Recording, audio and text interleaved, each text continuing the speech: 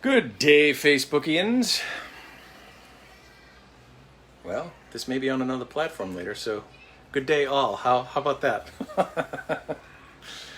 Anyway, welcome to episode 2 of Cooking with Crick. We are making Chermoula today. So, double checking our ingredients. We have a handful of cilantro. We have our olive oil, extra virgin, again, because we're not cooking this. So anytime you use raw olive oil, you always want to use extra virgin because it's going to taste that much better. We have a lemon, we have our salt, we have cumin, and we have paprika. Also, 1 clove of garlic, good sharp knife, our cutting board, and a small bowl. That's all we need for this particular sauce. So, for starters, and again, this comes together really, really quick. But I also wanted to mention, because I had said this before, if you have a piece of fish or chicken or steak on the ready, I have mine actually placed over there, and I'm going to cook it while we talk.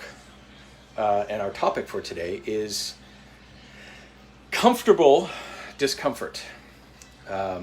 Also, total side note, I have my daughter watching Daniel Tiger's Neighborhood in the other room, so we may have a visitor this episode. We'll see. And if so, she'll help, because that's what you have to do when you're on a live with a toddler. As I am working with men and fathers mostly, this is how it goes, right? We have to adapt and acclimate to what our situation is, and to assume to just have it all perfect and keep her quiet because, I'm trying to record. You're never going to get anything done. You just have to allow what is to be what is. And that's another part of the charm of actually coaching and working with people. You're a human being helping other human beings. No one is perfect. No guru is perfect. Everyone started from somewhere. So just allow what is to be and come from that genuine place. And your audience will find you, as they say, right? So there we go. So we'll start here. I have all the cabinets open over here. So just quick, as we get started, I have already rinsed and kind of loosened this bunch. Now, in general,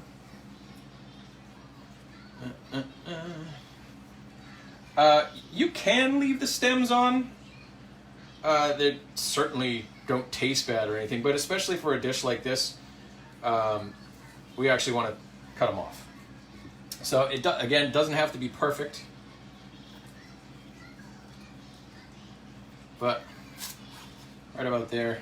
And again, always have our compost, so we're not wasting anything. So this is fairly simple. We're just going to rough chop it, so we don't go too crazy.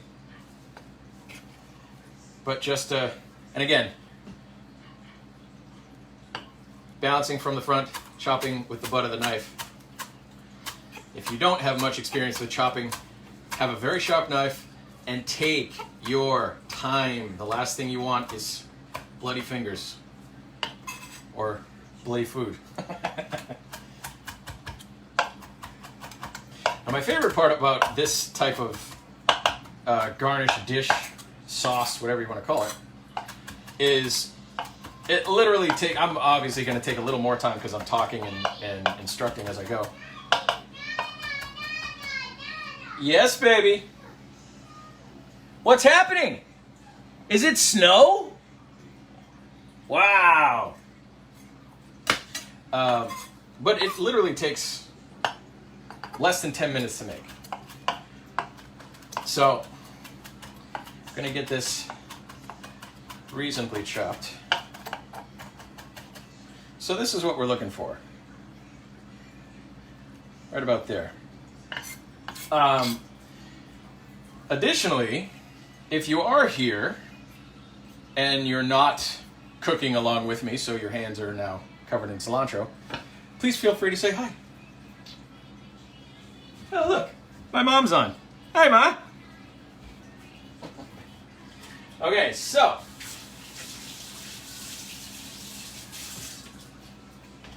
I'm a big fan of just rinsing my hands in between, keeping whatever ingredients separate until it's time to put them together. But that's just me.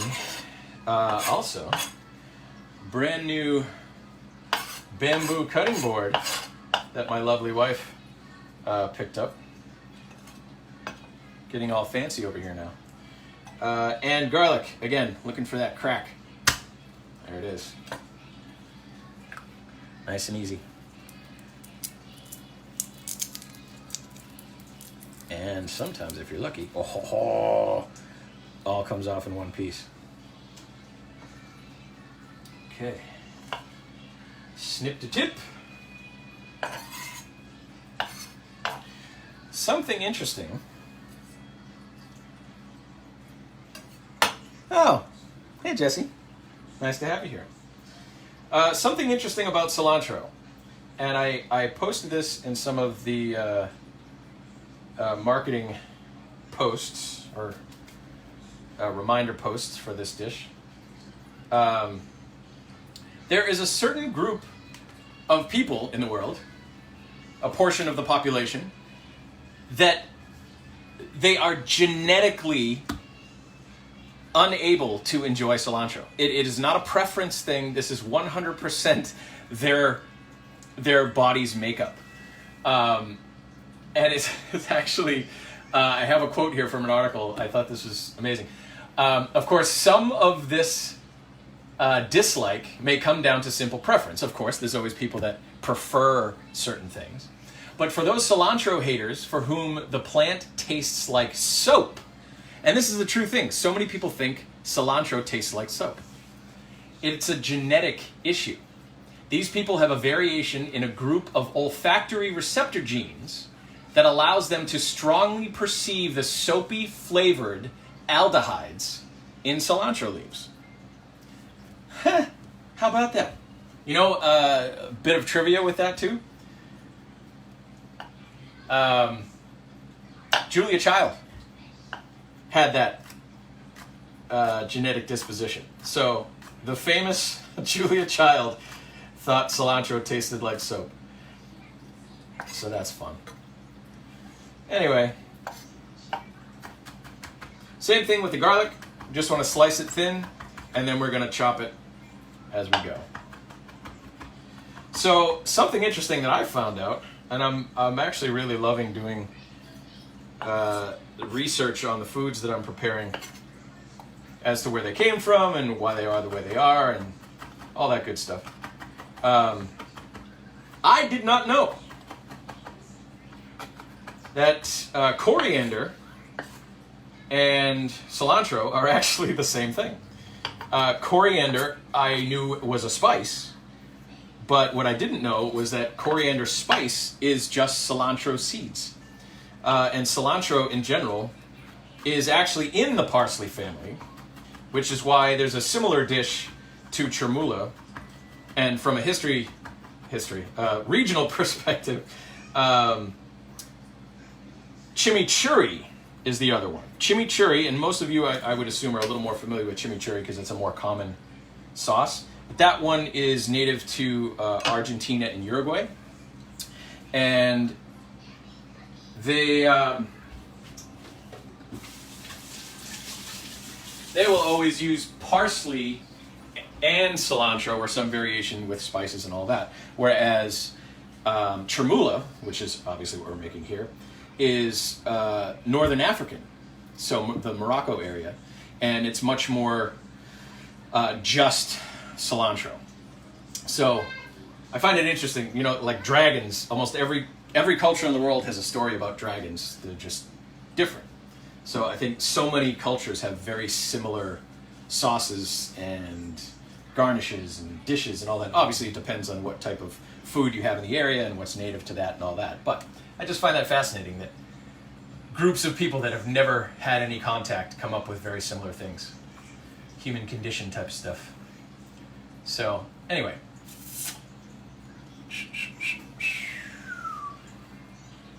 Okay.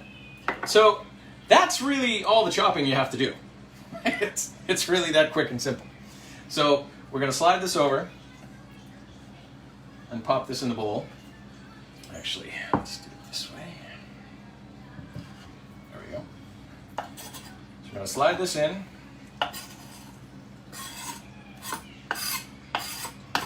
With our garlic.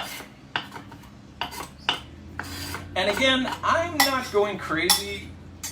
This is a very organic type of thing. I'm obviously not using exact measurements. I'm just kind of eyeballing everything. So that's how we're looking. And this is enough for 2, maybe 3 portions of whatever you're garnishing. So, as I said, the handful that I had when we started, that's really all you need for 2 people, cooking for yourself and your partner or whatever. So now we're going to take some olive oil. And again, I'm not using exact measurements, but we want, what's the word? Not a dash. A drizzle, there it is. We want a heavy drizzle. So actually we want to go probably about at least a tablespoon, if not 2, because the majority of what all of these spices are sitting in is going to be the olive oil. And the secondary thing that adds a little additional flavor is obviously the lemon. So here's how we're looking. You can basically move it around on its own. It's floating in that nice pool of olive oil. So with the lemon, you definitely don't need a whole lemon. And as with anything else, you want to make sure... Oh, side note. I keep forgetting. No citrus in the compost. The worms don't like it. So there's a tip for you. Start with a little. You can always add more. Especially with this type of sauce, because there are so many variations that you can use. You want to taste as you go. So obviously, the garlic and the cilantro, not a big deal. But once you start adding the salt and the lemon and the cumin, you really want to taste as you go. So I'm actually going to do about 1/3 of this lemon.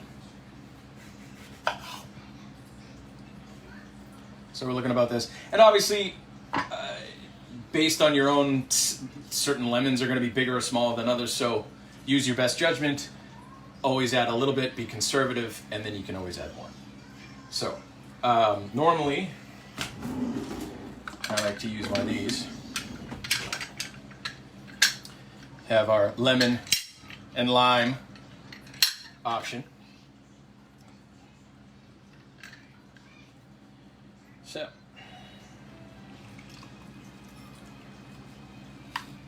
I'm getting attacked. Okay, that is pretty good.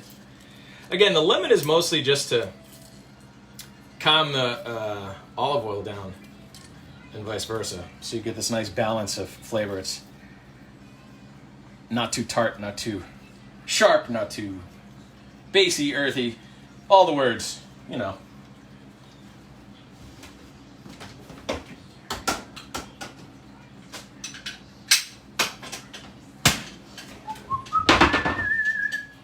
Take care of that later. Okay. I'll break up. I was going to say spoon, my fork. Gonna just start. Now here's our consistency. Kind of like dollopy. Now, I'm using Himalayan salt in a grinder. If you're using finer salt, you actually want to be more careful because the more fine that it is, the less you use because more fits in whatever container you're pouring in. So just be careful. 4 turns, and then we check it.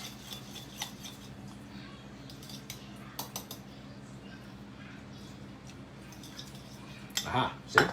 It needs a little bit more. There we go.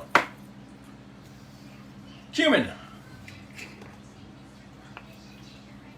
probably going to use about a quarter or a half teaspoon. Again, this is to taste. So here's how we're looking.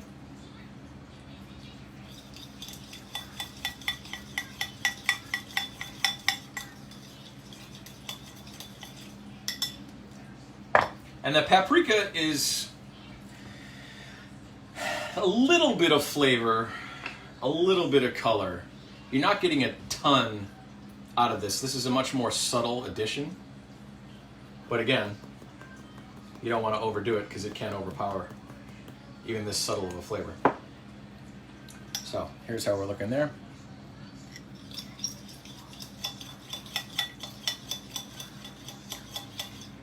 Okay. And now we taste.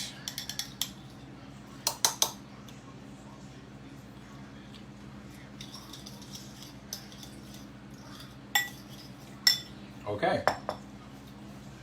Now I actually need a little bit more lemon. So I'm just going to do it by hand this time. But one more slice. And then either pop out the seeds just so they don't end up in there, or squeeze it over a spoon, something like that. And that way the seeds, or even if you have a strainer, one of those mini strainers for alcohol preparation or mixology, if you're going to be fancy about it. One of these, that works too. And what the heck? Who doesn't like washing more dishes? I'll do this.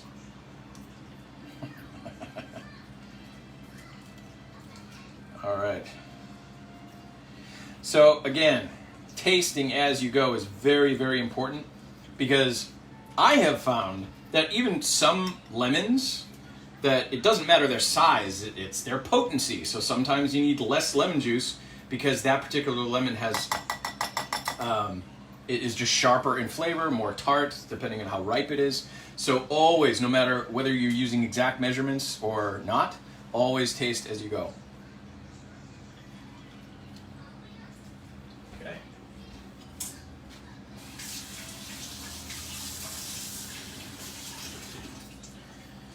Now, I want to get my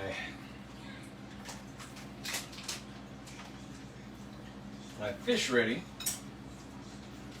I just have an individual, nothing fancy, just a frozen piece of tilapia that I have let defrost. And we're just going to cook it on the stove. So I'm going to lay that on a plate real quick.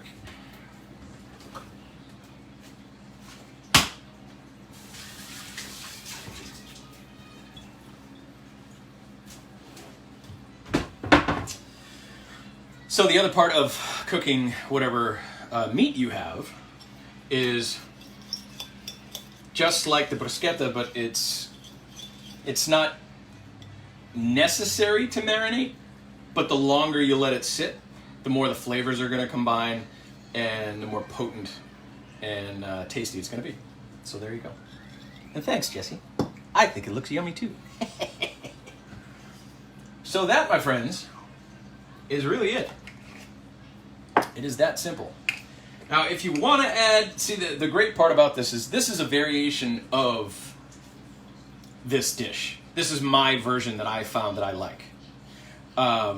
If you want to add other spices or experiment or come up with something of your own, there are so many different recipes online and so many different, as I said, variations by area and chef and culture, and it's just everything. So the base of this is cilantro, garlic, and olive oil.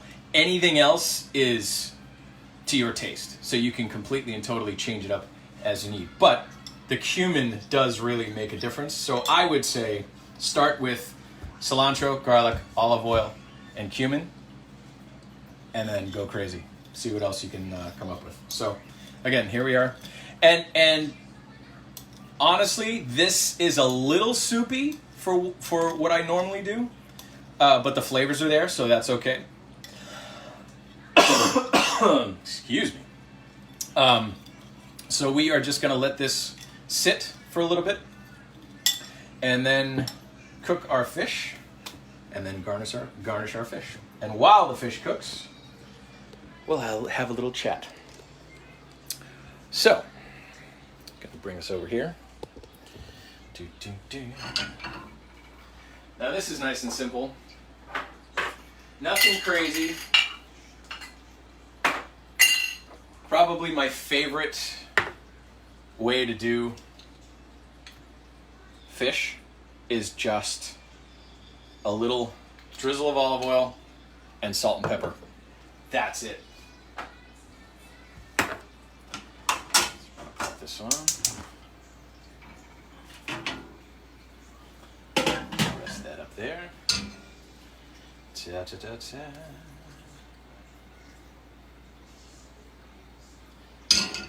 So for those of you watching, number one, have you heard of this sauce before? Have you heard of chimichurri? I was curious because I worked in the restaurant industry for about 17 years, and chimichurri was not necessarily common sauce, but I definitely heard of it. I definitely had experience with it. But Chermoula I had never heard of until recently. I didn't even know it was a similar variation. So it's just interesting what you end up finding as you're exploring all this amazing world of food we live in. So, all right. Getting that pan hot. And I might as well start the conversation.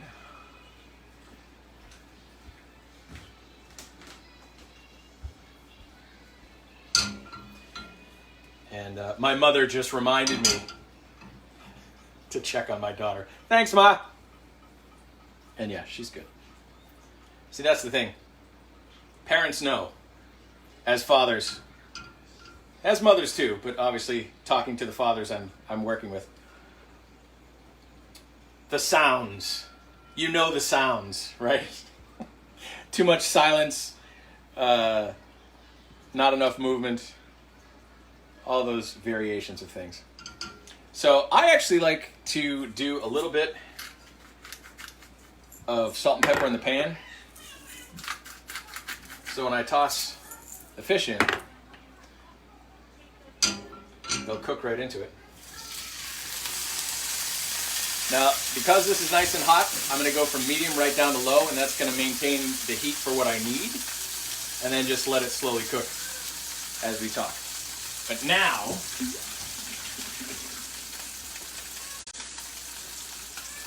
yes, baby. Now that it's in the pan, we just salt and pepper the top. And, if you'll excuse me a second.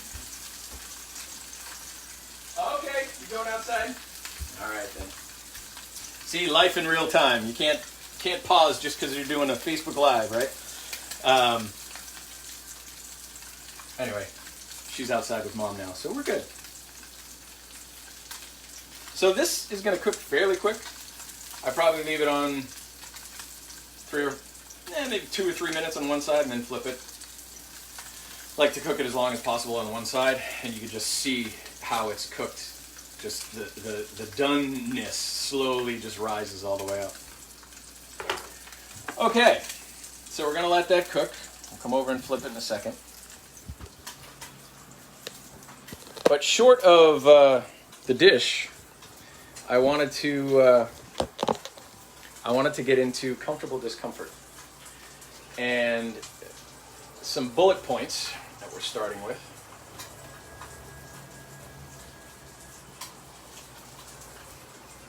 Da, da, da. So I thought last time I kind of read them and then talked and read them. I'm just going to go through the bullet points and then talk them out as we go. So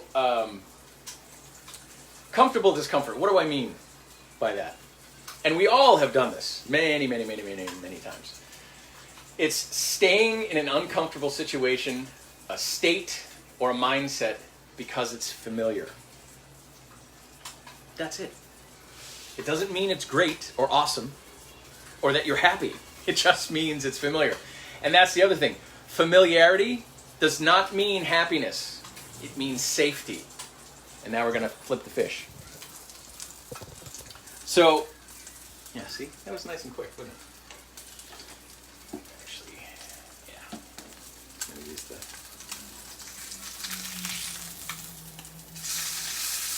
There we go.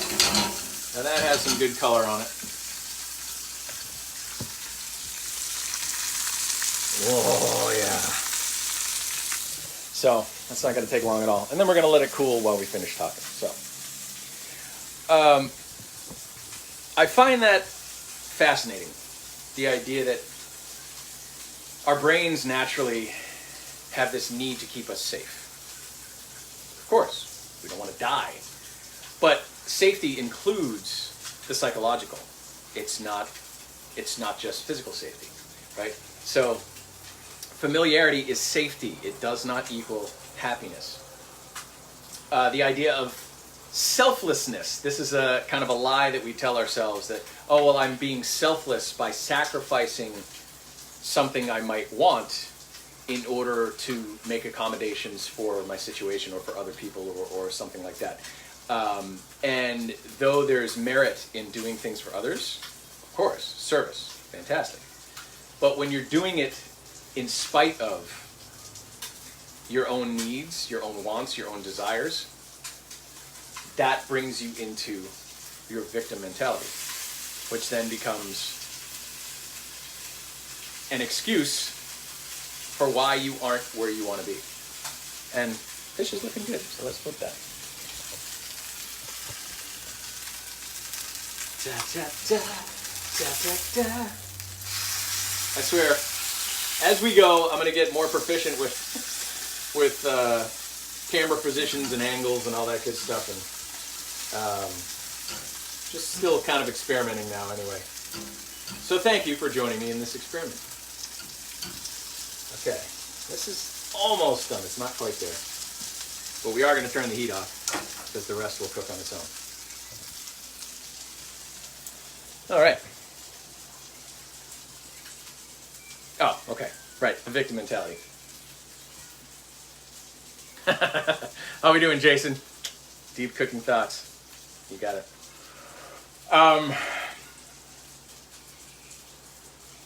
There we are. So, an excuse not to do the work. Because it's easier to complain than to take action to change. But complaining is an amazing mind trick. Because what complaining does is allow you to express the fact that you don't enjoy something while continuing to experience it. It's your excuse that you give yourself not to put in the effort to change. Or, I can't do that right now, I have this. And as new parents, new dads, especially, and I am not knocking moms or new moms, or good God, we all go through it. But as much as things aren't talked about with regard to labor and things like that with women, I think so much emotionally is not talked about with men and fathers. And the fact that so many men are having children later in life. And I became a father at 38. I became a father 10 years later than my dad did. So the idea that we are closer to our midlife when we're having children now, and we're hitting these bumps in the road around midlife crisis time, and is it because I'm a father now and I'm experiencing something new, or is it because I'm in my natural cycle or experience of being a human being, and there are starting to be more years behind me than ahead, and all that stuff. So it's this amazing mix of existential, emotional craziness combined with just not having the time to sit down and do anything about it because you're constantly watching a child. So I get it. I'm going through it, which is why I'm talking about it. So if you're there too, you're not alone. My God, you're not alone. Okay, so here is what our fish looks like. Oh, yeah. All right, we're going to do this real quick. Let's put it on the plate. we'll get all special, professional, because we're professionals. It's what we do.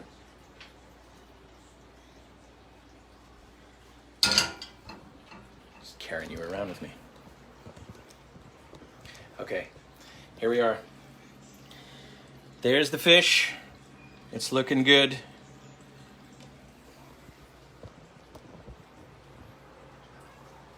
So, I'm going to let that cool just for a minute before I put the Chermoula on.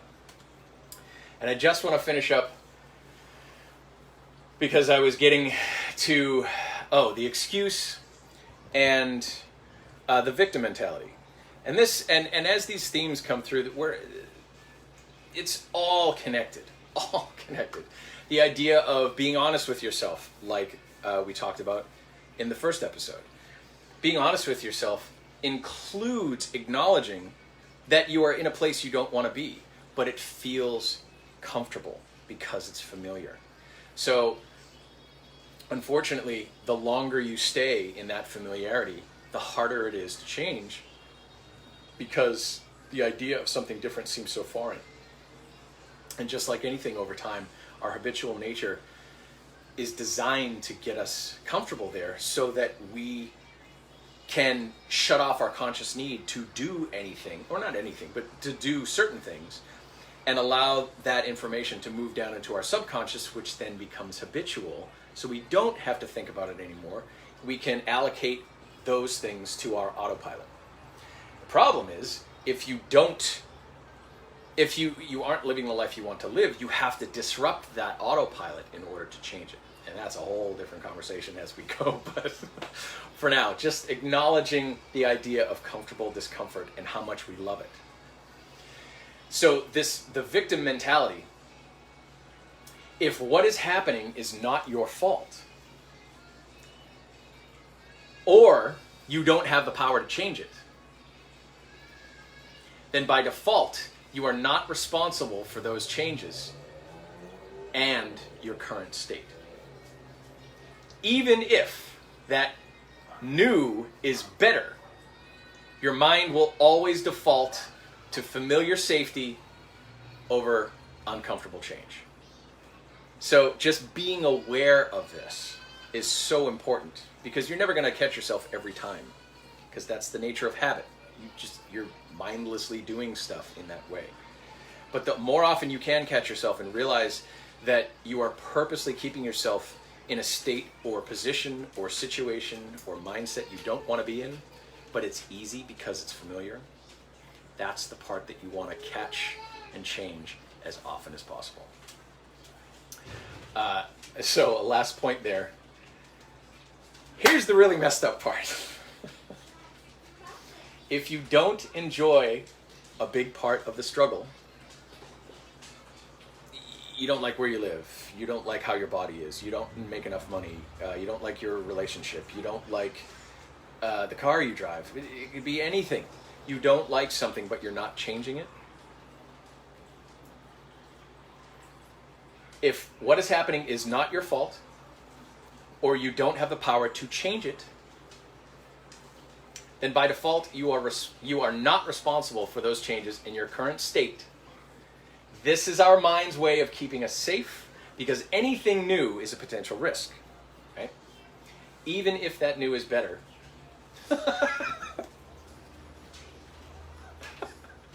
The beauty of live. I'm reading the paragraph from before that I that I already did, that I already wrote, that I already said.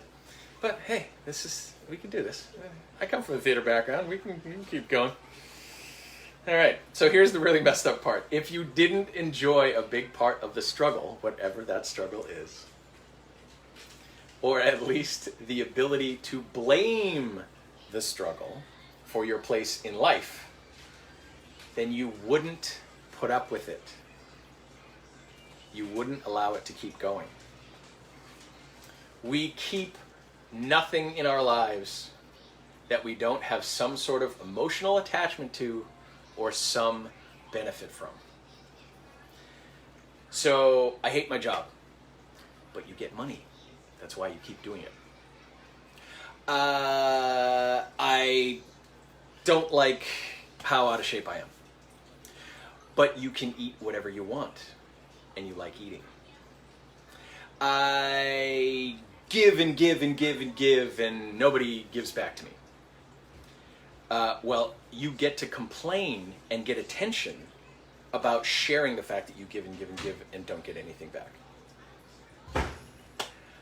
The level of even something that's selfless, if you're providing something and someone is getting benefit from, the benefit you're getting, if you're not getting compensation, either money or a return favor or something like that, you're getting the joy or the enjoyment or the emotional experience of that giving. So if we're not getting something out of something, we're not going to do it. It's as simple as that. So a huge tool with being aware of your comfortable discomfort is asking yourself, what am I getting? What is the benefit? What do I enjoy about what this is? I don't like this. Well, you do on some level, or you wouldn't keep doing it. And you could not be aware of what that is. That's very possible. But that's why you have to ask the question. Why do I stay in this state? What am I getting out of it? What are the benefits of remaining in a place that I don't enjoy, that I don't like, that doesn't feel good?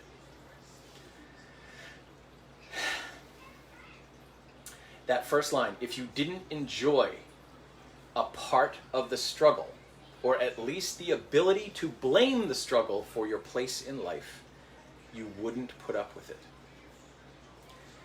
So that ability to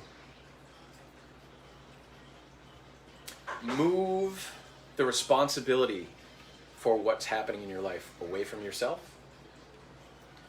or the ability to get some sort of emotional benefit, or even just, again, something you don't have to think about. It's not effort to fall into habit. All of those things contribute to you staying where you are despite the fact that you don't want to be there. Or, as I said, in whatever mindset or physical state or situation. So, asking yourself the question, the breath, huge, huge, huge. Always, always, always breathing. You want to make sure that as you inhale and exhale, you're visualizing your energy moving from your head down into your body, from your head to your heart. It's how you get out of this, and you're all spinning and spinning and spinning. But what if, and I don't know, it just stays up there. The breath helps to bring it down. Even standing there and doing this as you're breathing, really, really powerful. So, asking yourself the question, what is it about this that keeps me here? What do I like? What is my benefit? What am I getting out of this? And write it down. Every time it comes up and you catch yourself, ask the question, what am I getting out of this? Why does it feel good to be here? It doesn't, it feels horrible. On the surface, it feels horrible. But there's a deeper level of enjoyment. And it seems weird to say that, right? What do you mean, I enjoy spinning out and being negative and saying this sucks and it's never going to be better? Yeah, you do. You do. You really do. Because you're getting something out of it. But you have to figure out what that is. Is it attention? Is it an emotional benefit? Is the ability to continue doing something you know you shouldn't because it's harder to do the work to get to where you want to be? Ask yourself the question. All right, that being said, I've babbled on enough. We're dressing this, and I'm going to eat it, and I'm going to go, And here we go. All right, kids. Our Chermoula on a nice piece of tilapia. There we go, that's better.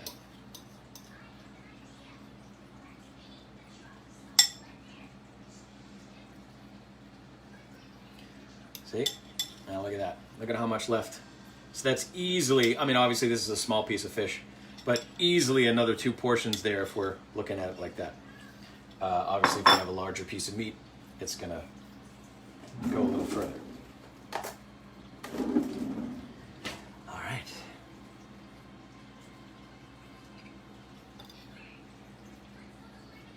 And here we go.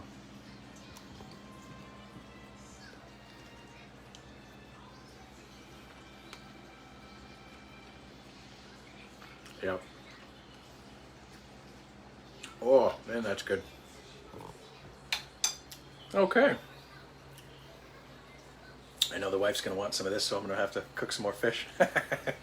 So anyway, I would like to thank you all for tuning in to episode 2 of Cooking with Crick. We did a Moroccan-based sauce called Chermoula, and we talked about comfortable discomfort. So, quick point about next week. It is the last Thursday before Halloween, so I have something a little special. My wife Aisha is going to come on and cook, make. She's going to make. She's going to make, I believe, a spice cake for Halloween. And we are going to talk about quality communication with your partner. So, next week for Halloween, special guest, my wife, making a cake, really simple from scratch, spice cake. She's really, really good at it too. It's really, really good. And we're going to talk about proper communication with your partner. So that'll be fun. A little change. We're going to do next week's episode at 3 p.m. Pacific instead of 2. So next Thursday at 3 p.m. instead of 2. And obviously, I'll send out some reminders as we go.